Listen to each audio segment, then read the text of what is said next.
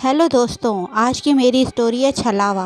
चारों तरफ अंधेरा ही था। अमावस्या की रात थी। नमन तेजी से गाड़ी चलाए जा रहा था।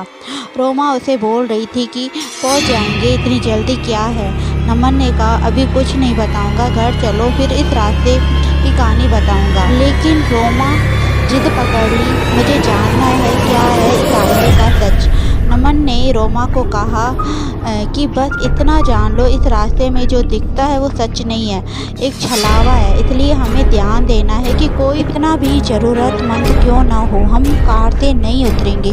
ठीक है नमन। तभी अचानक से गाड़ी के सामने एक लड़की गाड़ी के शीशे पर हाथ दिखाने लगी। उसकी हालत बहुत ख़राब लग रही थी, कपड़े भी फटे हुए थे। नमन ने रोमा को कहा कि ये हमारी आंखों का धोखा है, तुम ध्यान मत दो।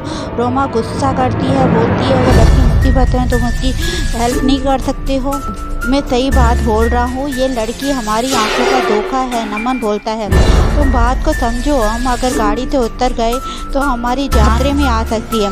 मैंने इस जगह के बारे में दादी से बहुत सी कहानियाँ सुनी है। नमन ने रोमा को समझाते हुए कहा, वो सब मुझे नहीं सुनना है, तुम नहीं जा रहे हो तो मैं जा रही हूँ इतना उस लड़की की मदद करने। गुस्से में बोलती हुई रोमा गाड़ी से उतर गई। गाड़ी से बाहर निकलते ही वो लड़की गायब हो गई। नमन ने कहा, रोमा जल्दी अंदर आओ, लेकिन तब तक रोमा को किसी ने दूर धकेल दिया।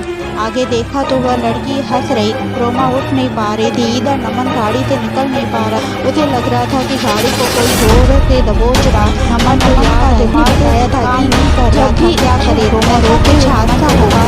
जब हम कुछ नहीं कर सकते तो भगवान को याद करना चाहिए। उसने तुरंत फोन निकाला और यहाँ मृत्यु जप मंत्र लगा दिया। फिर भगवान को याद करके जोर से गाड़ी की डोर को धक्का दिया। उसे लगा जैसे दादी उसके पास ही है।